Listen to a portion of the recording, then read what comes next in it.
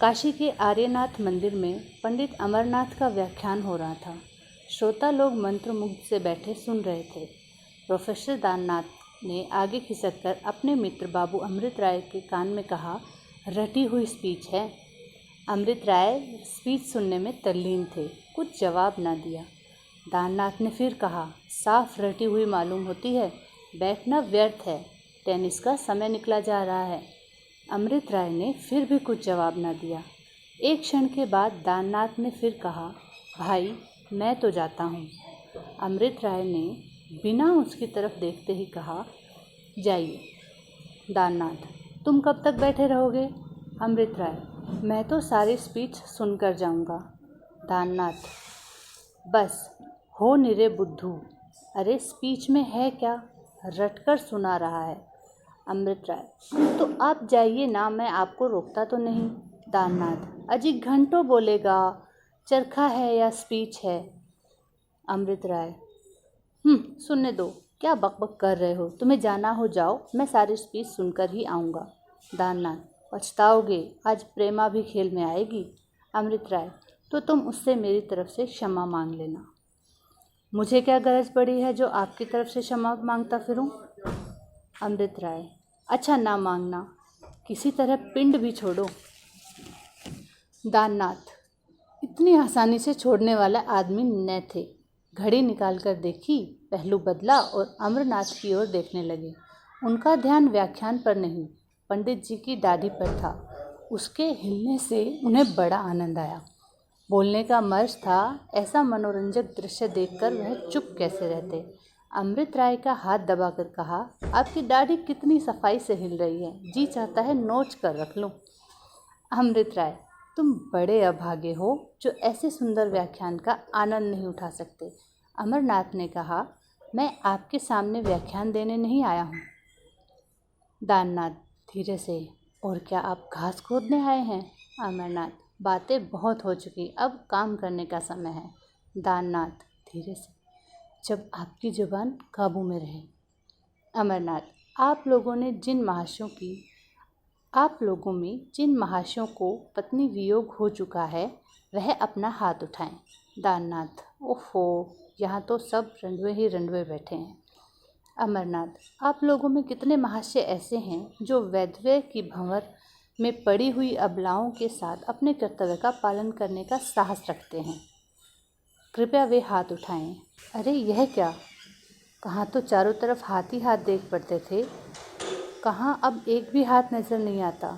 हमारा युवक समाज इतना कर्तव्य शून्य, इतना साहसहीन है। मगर नहीं, वह देखिए, एक हाथ अभी तक उठा हुआ है। वही एक हाथ युवक मंडली के ताज की रक्षा कर रहा है। सबकी आंखें उसी पर फिर गई। अरे यह तो बाबू अमृत राय हैं। दाननाथ ने अमृत राय के कान में कहा, यह तुम क्या कर रहे हो, हाथ नीचे करो।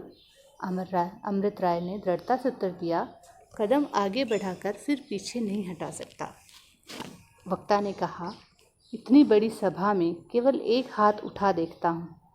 क्या इतनी बड़ी सभा में केवल एक ही हृदय है और सब पाषाण हैं? अमृत राय ने दाननाथ के कान में कहा, तुम क्यों हाथ नहीं उठाते? दाननाथ, मुझ में नक्कू बनने का साहस नहीं है। अमरनाथ, अभी तक कोई दूसरा हाथ नहीं उठा, जैसी आपकी इच्छा, मैं किसी को मजबूर नहीं करता। हाँ, इतनी प्रशंसा करता हूँ, इतनी प्रार्थना करता हूँ कि इन बातों को भूल न जाइएगा। बाबू अमृत राय को मैं उनके साहस पर बधाई देता हूँ। सभा विसर्जित हो गई, लोग अपने अपने घर चले गए। पंडित अमरनाथ भी विदा हुए, लेकिन एक मनुष्य अभी तक सिर झुकाए सभा भवन में बैठा हुआ था। यह बाबू अमृत राय थे। दाननाथ ने 1 मिनट तक बाहर खड़े होकर उनका इंतज़ार किया, तब भवन में जाकर बोले, अरे तो चलोगे या यहीं बैठे रहोगे? अमृत राय ने चौंक कर कहा, हाँ हाँ चलो। दोनों मित्र आकर टमटम पर बैठे। टमटम चली। दाननाथ के पेट में चूहे दौड़ रहे थे। बोले, आज तुम्हें यह क्या सूझी? अमृत राय, वही जो तुम्हें नहीं सूझी। दाननाथ, प्रेमा सुनेगी तो क्या कहेगी? अमृत राय, खुश होगी, कम से कम उसे खुश होना चाहिए। अपने मित्रों को कर्तव्य के आगे सिर झुकाते देखकर कौन खुश नहीं होता। दाननाथ, अजीत जाओ भी बातें बनाते हो, उसे तुमसे कितना प्रेम है तुम खूब जानते हो। यद्यपि अभी विवाह नहीं हुआ, लेकिन सारा शहर जानता है कि वह तुम्हारी मंगेतर है। सोचो, उसे तुम कितनी बार प्रेम पत्र लिख चुके हो। 3 साल से वह तुम्हारे नाम पर बैठी हुई है। भले आदमी, ऐसा रत्न तुम्हें संसार में और कहाँ मिलेगा। अगर तुमने उससे विवाह नहीं किया तो तुम्हारा जीवन नष्ट हो जाएगा। तुम कर्तव्य के नाम पर जो चाहे करो, पर उसे अपने हृदय से नहीं निकाल सकते। अमृत राय, मैं खूब समझता हूँ भाई, लेकिन अब मेरा मन कह रहा है कि मुझे उससे विवाह करने का अधिकार नहीं है। पंडित अमरनाथ की बात मेरे दिल में बैठ गई है। दाननाथ ने अमरनाथ का नाम आते ही नाक सिकोड़कर कहा, क्या कहना है, वाह, रट कर एक व्याख्यान दे दिया और तुम लट्टू हो गए। यह बेचारे समाज की क्या खाक व्यवस्था करेंगे। यह अच्छा सिद्धांत है कि जिसकी पहली स्त्री मर गई हो वह विधवा से विवाह करे। अमृत राय, न्याय तो यही कहता है। दाननाथ, बस तुम्हारे न्याय पथ पर चलने से सारे संसार का उद्धार हो जाएगा। तुम अकेले कुछ नहीं कर सकते, हाँ, नक्कू बन सकते हो। अमृत राय ने दाननाथ की ओर सगर्व नेत्रों से देखकर कहा, आदमी अकेला भी बहुत कुछ कर सकता है। अकेले आदमियों ने ही आदि से विचारों में क्रांति पैदा की है। अकेले आदमियों के कृत्यों से सारा इतिहास भरा पड़ा है। गौतम बुद्ध कौन था? वह अकेला अपने विचारों का प्रचार करने निकला था और उसके जीवन काल ही में आधी दुनिया उसके चरणों पर सिर रख चुकी थी। अकेले आदमियों ने राष्ट्रों के नाम चल रहे हैं। राष्ट्रों का अंत हो गया, आज उनका निशान भी बाकी नहीं, मगर अकेले आदमियों के नाम अभी तक चल रहे हैं। आप जानते हैं कि प्लेटो एक अमर नाम है, लेकिन कितने आदमी ऐसे हैं जो यह जानते हैं कि वह किस देश का रहने वाला था। मैं अकेला कुछ न कर सकूं, यह दूसरी बात है। बहुधा समूह भी कुछ नहीं कर सकता। समूह तो अब कभी कुछ नहीं कर सकता, लेकिन अकेला आदमी कुछ नहीं कर सकता, यह मैं न मानूंगा। दाननाथ सरल स्वभाव के मनुष्य थे। जीवन के सरलतम मार्ग पर चलने ही में वह संतुष्ट थे। किसी सिद्धांत या आदर्श के लिए कष्ट सहना उन्होंने न सीखा था। वह एक कॉलेज में अध्यापक थे। 10 बजे कॉलेज जाते, 1 बजे लौट आते। बाकी सारा दिन सैर सपाटे और हंसी खेल में काट देते थे। अमृत राय सिद्धांतवादी आदमी थे, बड़े ही संयमशील, कोई काम नियम विरुद्ध न करते। जीवन का सद्व्यय कैसे हो, इसका उन्हें सदैव ध्यान रहता था। धुन के पक्के आदमी थे। एक बार कोई निश्चय करके उसे पूरा किए बिना न छोड़ते थे। वकील थे, पर इस पेशे से उन्हें प्रेम न था। मुवक्किलों की बातें सुनने की अपेक्षा विद्वानों की मूक वाणी सुनने में उन्हें कहीं अधिक आनंद आता था। बनाए हुए मुकदमे भूल भी न लेते थे, लेकिन जिस मुकदमे को ले लेते उसके लिए जान लड़ा देते थे। स्वभाव के दयालु थे। व्यसन कोई था नहीं, धन संचय की इच्छा भी न थी, इसलिए बहुत थोड़े मेहनताने में राजी हो जाते थे। यही कारण था कि उन्हें मुकदमे में हार बहुत कम होती थी। उनकी पहली शादी उस वक्त हुई थी जब वह कॉलेज में पढ़ते थे। एक पुत्र भी हुआ था, लेकिन स्त्री और पुत्र दोनों प्रसव काल में ही संसार से प्रस्थान कर गए। अमृत राय को बहन से बहुत प्रेम था। उन्होंने निश्चय किया, अब कभी विवाह नहीं करूँगा। लेकिन जब बहन का विवाह हो गया और माता पिता की 1 सप्ताह के अंदर हैजे से मृत्यु हो गई, तो अकेला घर दुखदाई होने लगा। 2 साल तक देशाटन करते रहे। लौटे तो होली के दिन उनके ससुर ने उन्हें भोजन करने को बुलाया। वह अमृत राय के शील स्वभाव पर पहले ही मुक्त थे। उनकी छोटी लड़की प्रेमा शानी हो गई थी। उसके लिए अमृत राय से अच्छा वर उन्हें दूसरा दिखाई न दिया। प्रेमा से साक्षात कराने ही के लिए उन्होंने अमृत राय को बुलाया था। 2 साल पहले अमृत राय ने प्रेमा को देखा था। तब यह बंद कली अब एक विकसित कुसुम थी, जिसकी आँखों को लुभाती थी। हृदय में प्रेम का अंकुर जम गया। जब कभी भी उगता ससुराल चले जाते और 2 घड़ी हंस बोलकर चले आते। आखिर एक दिन उनकी सास ने मतलब की बात कह दी। अमृत राय तो प्रेमा उसके रूप और गुण पर मोहित हो ही चुके थे। अंधे को जैसे आंखें मिल गई। बातचीत पक्की हो गई। इसी सहालग में विवाह होने की तैयारियां थी कि आज अमृत राय ने यह प्रतिज्ञा कर ली। दाननाथ यह लंबा व्याख्यान सुनकर बोले, तो तुमने निश्चय कर लिया? अमृत राय ने गर्दन हिलाकर कहा, हाँ, कर लिया। दाननाथ, और प्रेमा? अमृत राय, उसके लिए मुझसे कहीं सुयोग्य वर मिल जाएगा। दाननाथ ने तिरस्कार भाव से कहा, क्या बातें करते हो? तुम समझते हो प्रेम कोई बाजार का सौदा है? जी चाहा लिया, जी चाहा ना लिया। प्रेम एक बीज है जो एक बार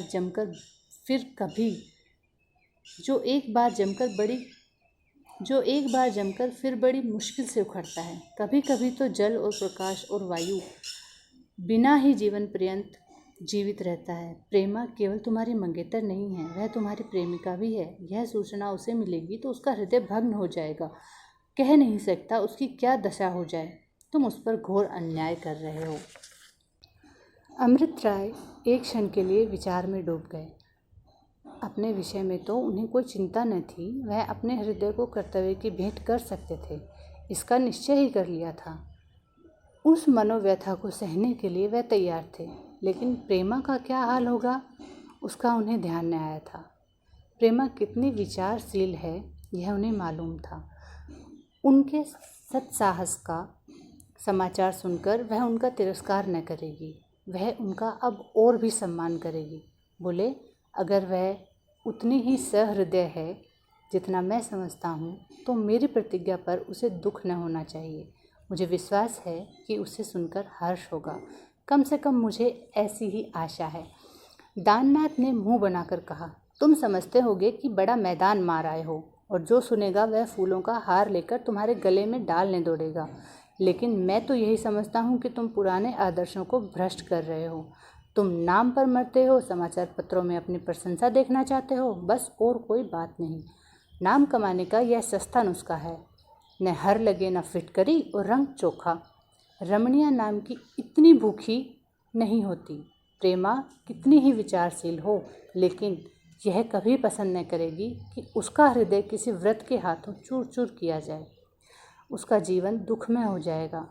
अमृत राय का मकान आ गया। टमटम रुक गया। अमृत राय उतरकर अपने कमरे की ओर चल दिए।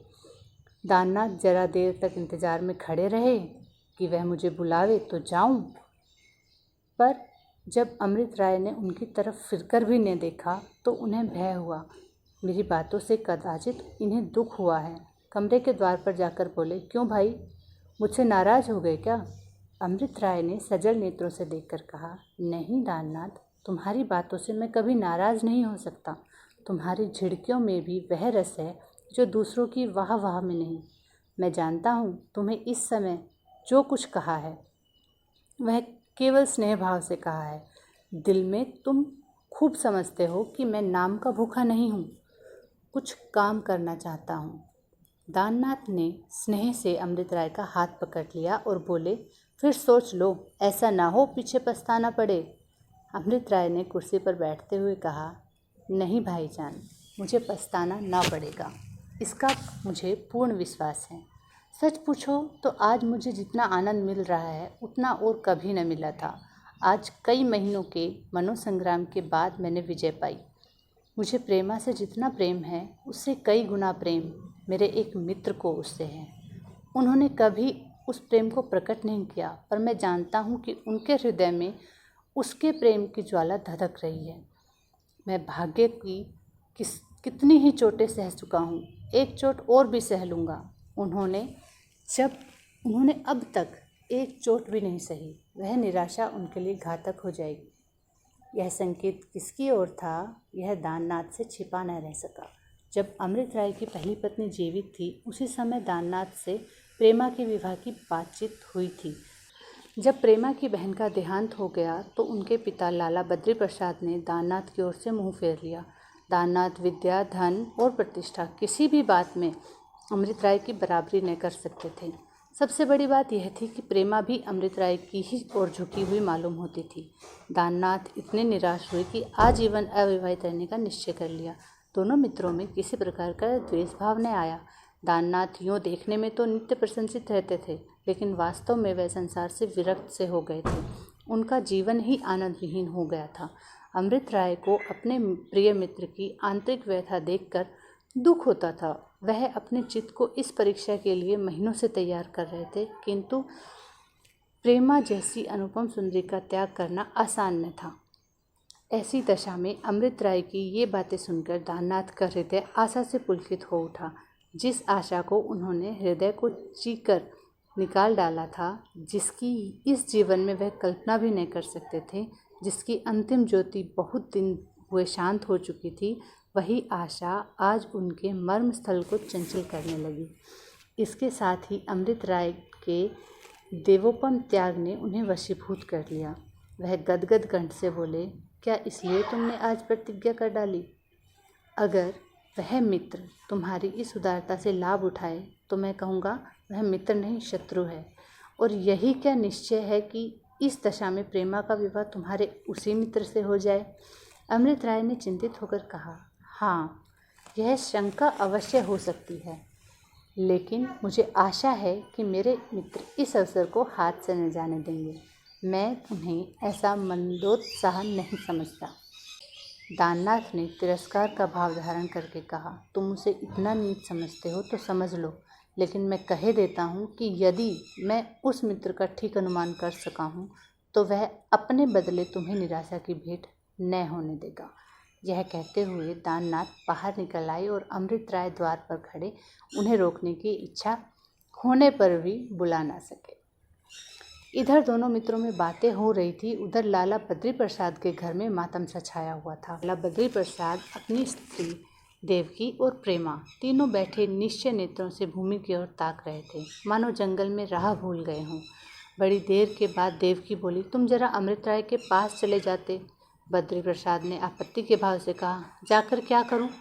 देवकी, जाकर समझाओ बुझाओ, और क्या करोगे? उनसे कहो, भैया हमारा डोंगा क्यों मझधार में डुबाए देते हो? तुम घर के लड़के हो, तुमसे ऐसी आशा न थी, देखो क्या कहते हैं। बद्री प्रसाद, मैं उसके पास अब नहीं जा सकता। देवकी, आखिर क्यों, कोई हर्ज है? बद्री प्रसाद, अब तुम्हें क्या बताऊं?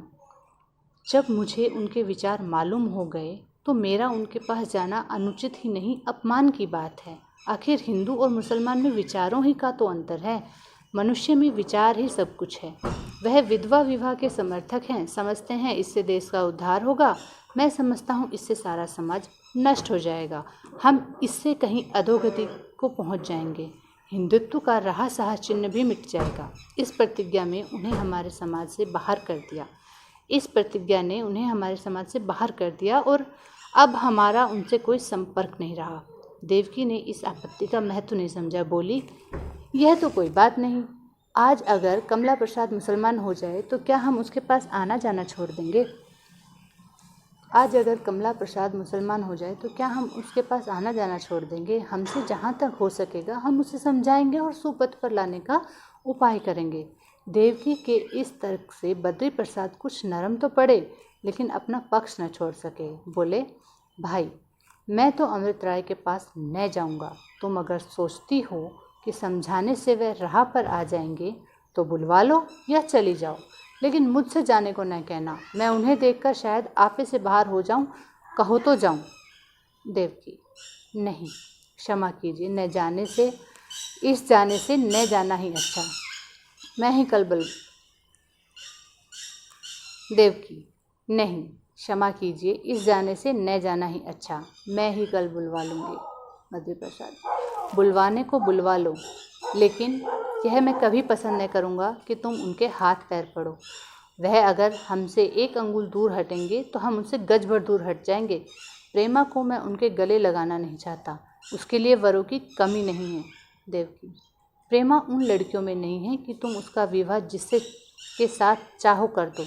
जरा जाकर उसकी दशा देखो तो मालूम हो। जब से यह खबर मिली है ऐसा मालूम होता है कि देह में प्राण नहीं, अकेले छत पर पड़ी हुई रो रही है। बद्री प्रसाद, अजय 10-5 दिन में ठीक हो जाएगी। देवकी, कौन? मैं कहती हूँ वह इस शोक में रो रो कर प्राण दे देगी। तुम अभी उसे नहीं जानते। बद्री प्रसाद ने झुंझलाकर कहा, अगर वह रो रो कर मर जाना चाहती है तो मर जाए, लेकिन मैं अमृत राय की खुशामद करने न जाऊंगा। जो प्राणी विधवा विवाह जैसे घृणित व्यवसाय में हाथ डालता है उससे मेरा कोई संबंध नहीं हो सकता। बद्री प्रसाद बाहर चले गए। देवकी बड़े असमंजस में पड़ गई। पति के स्वभाव से वह परिचित थी, लेकिन उन्हें इतना विचार सुनने न समझती थी। उसे आशा थी कि अमृत राय समझाने से मान जाएंगे, लेकिन उनके पास जाए कैसे, पति से रार कैसे मोल ले। सहसा ऊपर से प्रेमा आकर चारपाई के पास खड़ी हो गई। आंखें लाल हो गई थी। देवकी ने कहा, रो मत बेटी, मैं कल उन्हें बुलाऊंगी। मेरी बात वह कभी न टालेंगे।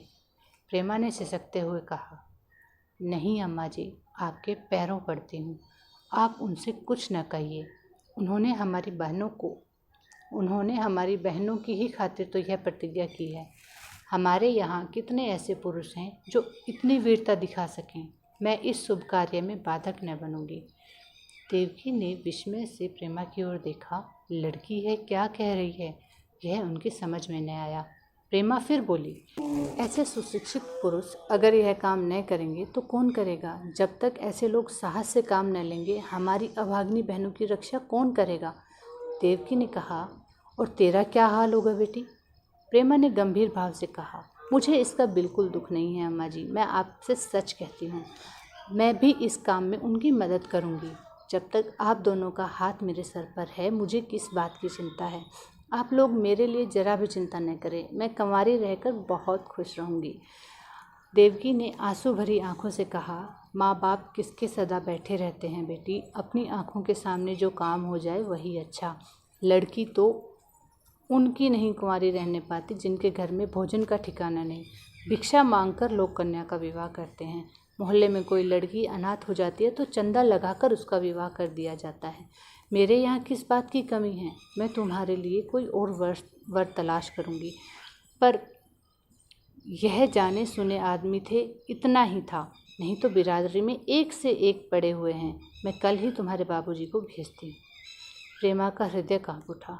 3 साल से अमृत राय को अपने हृदय मंदिर में स्थापित करके वह पूजा करती चली आती थी। उस मूर्ति को उसके हृदय से कौन निकाल सकता था? हृदय में उस प्रतिमा को बिठाए हुए क्या वह किसी दूसरे पुरुष से विवाह कर सकती थी? वह विवाह होगा या विवाह का स्वांग?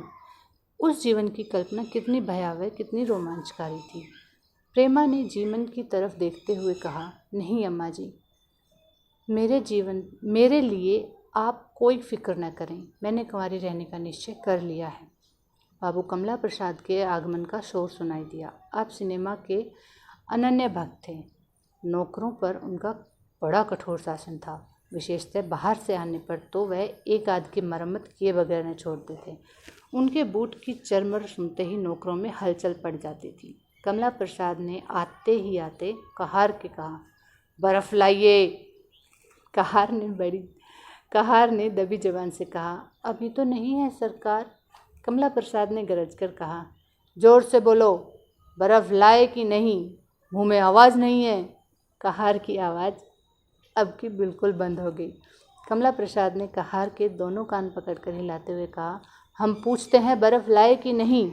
कहार ने देखा कि अब बिना मुंह खोले कानों के उखड़ जाने का भय है, तो धीरे से बोले, नहीं सरकार। कमला प्रसाद, क्यों नहीं लाए? कहार, पैसे न थे। कमला प्रसाद, क्यों पैसे न थे? घर में जाकर मांगे थे? कहार, हाँ हुजूर, किसी ने सुना नहीं। कमला प्रसाद, झूठ बोलता है, मैं जाकर पूछता हूँ। अगर मालूम हुआ कि तूने पैसे नहीं मांगे तो कच्चा ही चबा जाऊँगा, रास्कल। कमला प्रसाद ने कपड़े भी नहीं उतारे, क्रोध से भरे हुए घर में आकर माँ से पूछा, क्यों अम्मा, बदलू तुमसे बर्फ़ के लिए पैसे लेने आया था? देवकी ने बिना उसकी ओर देखे ही कहा, आया होगा, याद नहीं आता। बाबू अमृत राय से तो भेंट नहीं हुई? कमला प्रसाद, नहीं, उनसे तो भेंट नहीं हुई।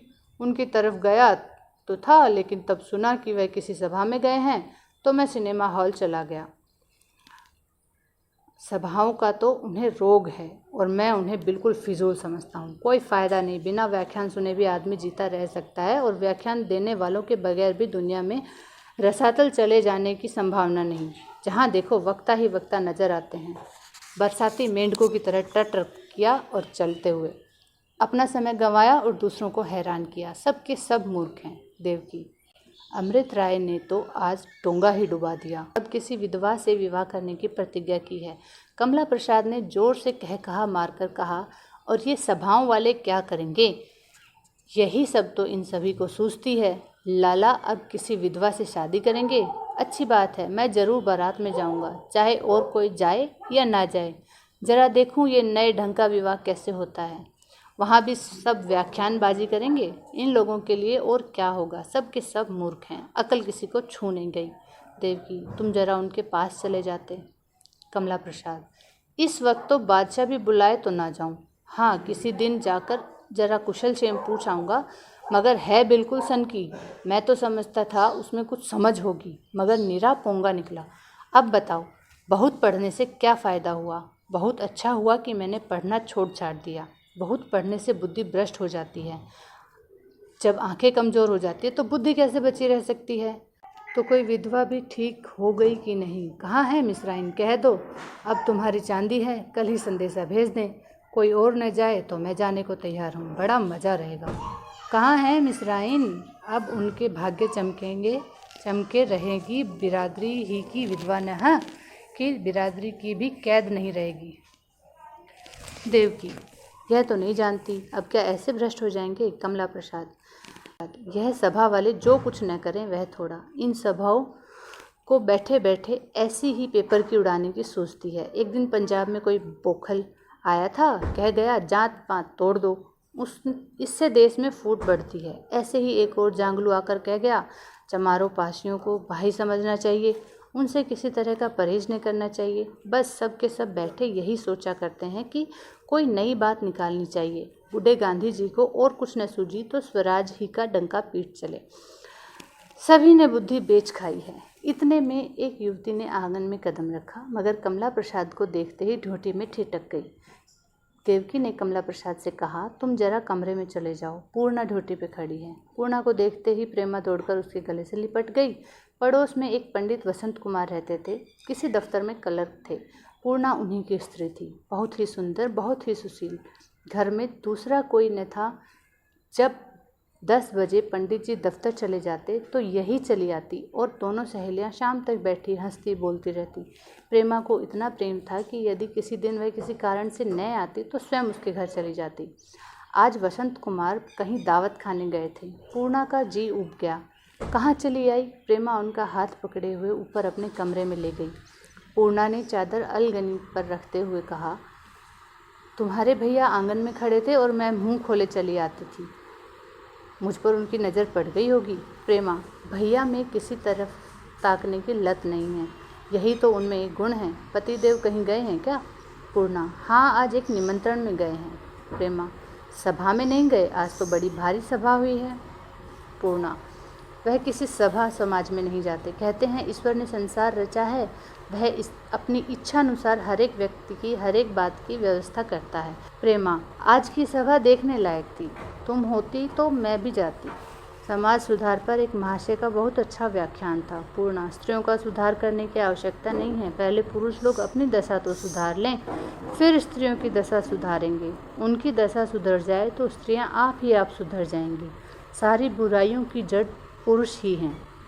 प्रेमा ने हंसकर कहा, नहीं बहन, समाज में स्त्री और पुरुष दोनों ही हैं, और जब तक दोनों की उन्नति न होगी जीवन सुखी न होगा। पुरुष के विद्वान होने से क्या स्त्री विदुषी हो जाएगी? पुरुष तो आखिरकार सादे ही कपड़े पहनते हैं, और फिर स्त्रियां क्यों गहनों पर जान देती हैं? पुरुषों में तो कितने ही कंवारे रह जाते हैं, स्त्रियों को क्यों बिना विवाह किए जीवन व्यर्थ जान पड़ता? बताओ, मैं तो सोचती हूँ कुंवारी रहने में जो सुख है वे विवाह करने में नहीं है। पूर्णा ने धीरे से प्रेमा को ढकेल कर कहा, चलो बहन, तुम भी कैसी बातें करते हो। बाबू अमृत राय सुनेंगे तो तुम्हारी खूब खबर लेंगे। मैं उन्हें लिख भेजूंगी कि वह अपना विवाह न करेगी, आप कोई और द्वार देखें। प्रेमा ने अमृत राय की प्रतिज्ञा का हाल न कहा। वह जानती थी कि उससे पूर्णा की निगाह में उनका आदर बहुत कम हो जाएगा। बोली, वह स्वयं विवाह न करेंगे। पूर्णा, चलो, झूठ बकती हो। प्रेमा, नहीं बहन, झूठ नहीं है, विवाह करने की उनकी इच्छा नहीं है, शायद कभी नहीं थी। दीदी के मर जाने के बाद वह कुछ विरक्त से हो गए थे। बाबूजी ने कुछ बाबूजी के बहुत घेरने पर और मुझ पर दया करके वह विवाह करने पर तैयार हुए थे, पर अब उनका विचार बदल गया है और मैं भी समझती हूँ कि जब एक आदमी स्वयं गृहस्थी के झंझट में न फंसकर कुछ सेवा करना चाहता है तो उसके पाँव की बेड़ी न बनना चाहिए।